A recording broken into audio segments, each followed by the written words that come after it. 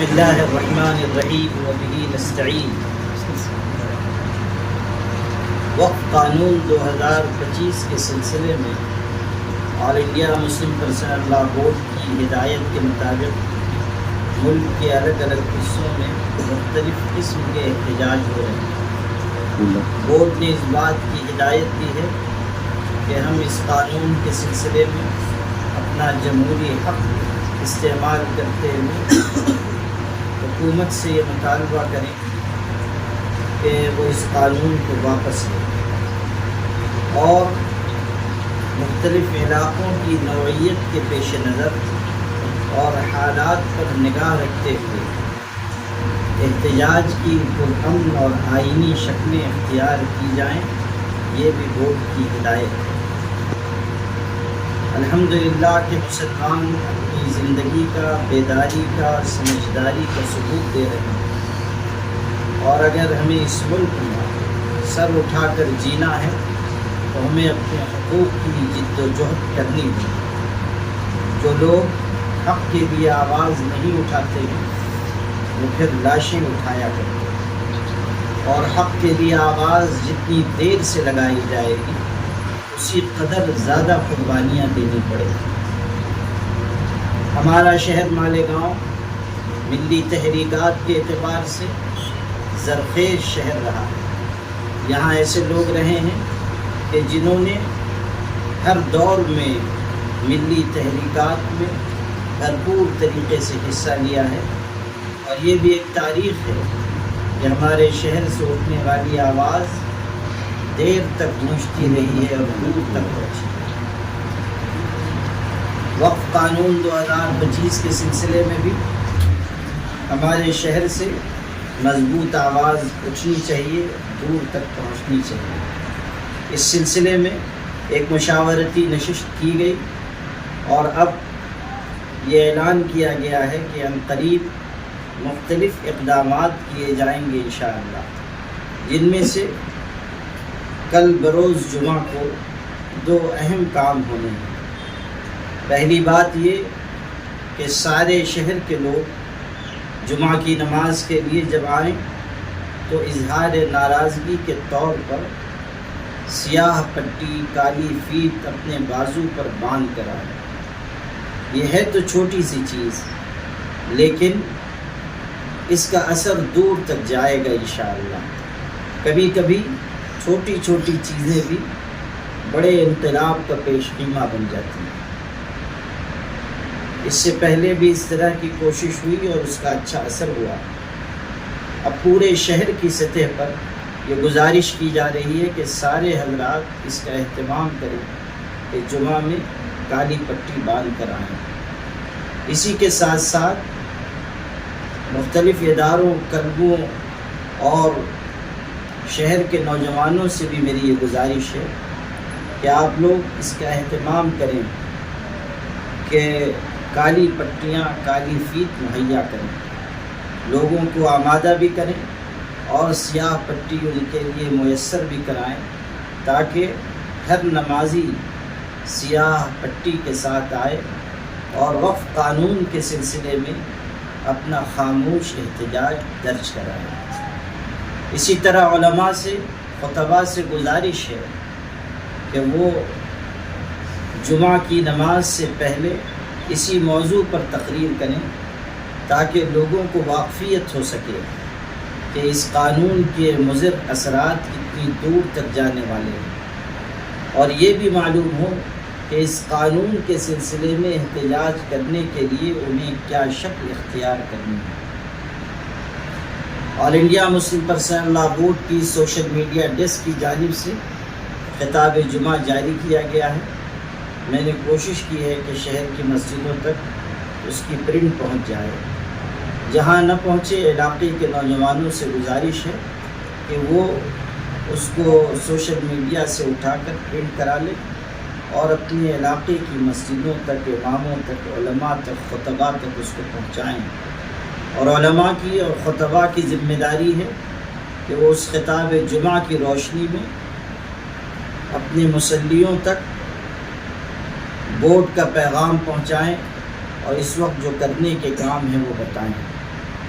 مجھے امید ہے کہ آپ سب حضرات اس جانب توجہ دیں گے انشاءاللہ الرحمن۔ اس کے علاوہ آنے والے دنوں میں احتجاجی اجلاس عام بھی ہوگا، مردوں کے لیے بھی خواتین کے لیے بھی۔ یہ بھی کوشش کی جائے گی کہ احتجاج کی دوسری اور شکلیں بھی اختیار کی جائیں جس سے ہماری بات دور تک پہنچ سکے۔ اللہ نے چاہا اور تسلسل اور خلوص کے ساتھ ہماری یہ کوششیں جاری رہیں تو انشاءاللہ یہ کوششیں رنگ لائیں گی اور کامیابی قدم چومیں گی۔ میں آپ سب سے گزارش کرتا ہوں کہ اس مرحلے میں ہمیں اپنے اپنے حصے کا کام ضرور کرنا چاہیے اور اپنی ذمہ داری کا احساس ہم سب کے دل میں رہنا چاہیے۔ والسلام علیکم ورحمۃ اللہ وبرکاتہ۔ کورٹ کے اوپر بھروسہ کر کے بیٹھے رہیں گے یا پھر زمین پر اتر جائے گا؟ حضرت ابھی جو میں فرما رہا تھا وہ یہی ہے کہ ہم لوگ اپنی کوششیں جاری رکھیں۔ سپریم کورٹ نے آج 2-3 اہم باتیں کہی ہیں۔ پہلی بات یہ کہ وقف کی جو جائیدادیں ہیں اور اس کی جو حیثیت ہے اسے ختم نہ کیا جائے۔ نمبر 2، سپریم کورٹ نے یہ کہا ہے کہ اس نئے قانون کے پیش نظر وقف کونسل میں اور وقف بورڈ میں، یعنی سینٹرل وقف کونسل میں اور جو اسٹیٹ کے وقف بورڈ ہیں اس میں کوئی تقرری نہیں ہوا۔ اس کی وجہ یہ ہے کہ چونکہ قانون لاگو ہو چکا ہے اور اس قانون کے روح سے وقف سینٹرل وقف کونسل میں اور اسٹیٹ کے وقف بورڈ میں مختلف تقرریاں کی جا سکتی ہیں، اور اس میں یہ بات ہے کہ 2 غیر مسلموں کو لازماً رکھا جائے، اور یہ لازماً 2 غیر مسلم الگ، اس کے بعد بحیثیت عہدہ کئی غیر مسلموں کو رکھنے کی گنجائش پیدا کی گئی۔ سینٹرل وقف کونسل کے 21 ممبران میں سے اس قانون کے روح سے تقریباً 13 غیر مسلم ممبر ہو سکتے ہیں، اور وقف بورڈ میں 11 میں سے تقریباً 7 ممبر ہو سکتے ہیں۔ 2 تو لازماً ہوں گے، باقی ایڈیشنل سیکریٹری اور فنا اس طرح کے رینک کے آفیسران کو بحیثیت عہدہ ممبر رکھنے کی بات کی گئی۔ تو ظاہر ہے کہ اگر ابھی سے وہ سلسلہ شروع ہو جائے یا جس طرح وقف کی جائیدادوں کو نوٹس دیے جا رہے ہیں، مدارس کو نوٹس دیے جا رہے ہیں، اگر وہ سلسلہ جاری رہا تو اس سے افراتفری بڑھے گی۔ اس لیے سپریم کورٹ نے یہ کہا ہے کہ ابھی اس سلسلے میں کوئی اقدام نہ کیا جائے، لیکن یہ بات ذہن میں رکھیے کہ سپریم کورٹ نے اسٹے نہیں دیا ہے، صرف یہ ہے کہ سامنے سے ایک بات آئی ہے کہ ہم کچھ نہیں کریں گے، کورٹ نے اس کو ایکسیپٹ کیا ہے اور یہ ہدایت دی ہے۔ اب یہ ہے کہ 5 مئی کو پھر اس پر سماعت ہوگی، اور پھر کیا شکل بنتی ہے وہ اللہ تعالیٰ بہتر جانے۔ اس لیے ہمیں اپنی کوششیں جاری رکھنی چاہیے۔ دوسری بات یہ ہے کہ جن شکوں پر کورٹ نے بات کی ہے ان کے علاوہ بھی بہت سی چیزیں ایسی ہیں جو اس میں قابل ترمیم ہیں، اور ہمارا مطالبہ ساری ترمیمات کی واپسی کا ہے۔ اس لیے ہم یہ کہہ رہے ہیں کہ جو نقصان دہ حصہ ہے اس کو واپس لے لیا جائے۔ ابھی کورٹ کا فیصلہ آنے کے بعد لوگوں میں ایک یہ وشواس ہو رہا ہے کہ کورٹ نے ہمارے حق میں فیصلہ دے دیا، تھوڑا اطمینان مطلب ان کو سے لگ رہا ہے کہ آگے بھی فیصلہ ہمارے حق میں۔ کوئی اس طرح کی بات نہیں ہے، لیکن کل بھی جو سپریم کورٹ کے ججز نے تبصرے کیے ہیں اور آج جو ہدایت دی ہے اس سے تھوڑی راحت ہمیں ملی ہے، اس میں کوئی شک نہیں، لیکن کوئی فائنل ڈیسیزن نہیں آیا ہے اور نہ سپریم کورٹ نے اسٹے دیا ہے، بلکہ سپریم کورٹ نے یہ کہا ہے کہ ابھی اس میں کوئی چھیڑ چھاڑ نہ کی جائے، اور آگے جب سماعت ہوگی تو ہم اس کو دیکھیں گے۔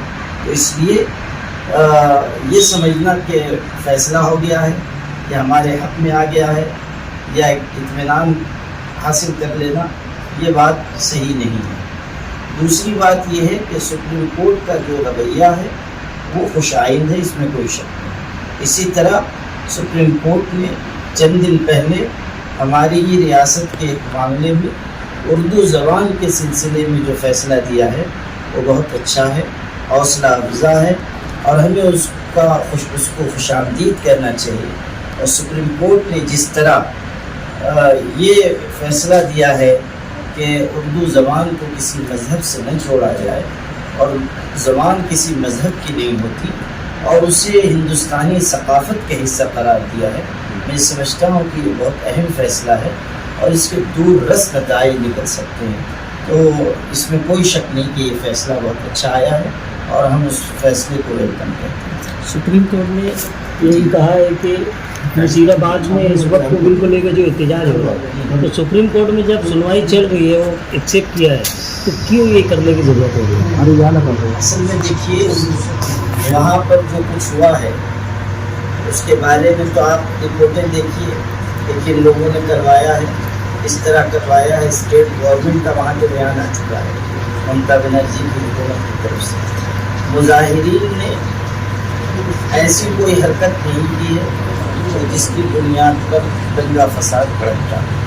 اب صورتحال یہ ہے کہ احتجاج کرنا یہ قانون نے ہمیں حق دیا ہے۔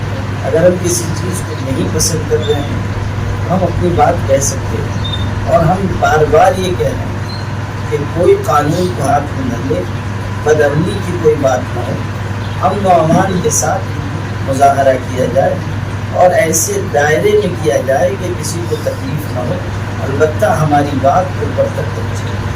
مہاراشٹر میں باقی ریاستوں میں دیکھا گیا ہے کہ کہیں نہ کہیں سب جگہ پر سڑکوں پر اتر کر آندولن احتجاج ہوا۔ مالیگاؤں اتنی انقلابی سرزمین ہے، لیکن ابھی تک مطلب یہاں عوام سڑکوں پر نہیں ہوتی ہے، اس طریقے کا کوئی بھی آندولن اس قانون کو لے کر سڑک پر نہیں ہوا۔ جب اس کا وقت آئے گا تو یہ بھی ہو سکتا ہے۔ جب ابھی جتنی حد تک مشورہ دیا جا رہا ہے اس پر عمل کرنا چاہیے، اور ہر چیز کا ایک وقت ہوتا ہے، اس وقت کے اعتبار سے مصلحتوں کو پیش نظر رکھ کر فیصلہ کرنا چاہیے، اور ایسا نہیں ہے کہ آپ صرف سڑک پر اتریں گے تو آپ کی بات سنیں گے۔ بہت سے ذرائع ہو سکتے ہیں جس کی بنیاد پر آپ کی طرف لوگ متوجہ ہو سکتے ہیں، اور ماضی میں ہم لوگوں نے یہاں بڑے بڑے احتجاج کیے۔ اب بھی وقت پڑا تو ہم کریں گے، یہ لمبی لڑائی ہے، ابھی اسٹیپ بائی اسٹیپ آگے بڑھنا چاہیے۔ یہ نہ ہو کہ ہم 4 دن محنت کر لیں اس کے بعد ایمان سے بڑھ گئے، ابھی تو ہمیں لمبی جدوجہد کرنی ہے۔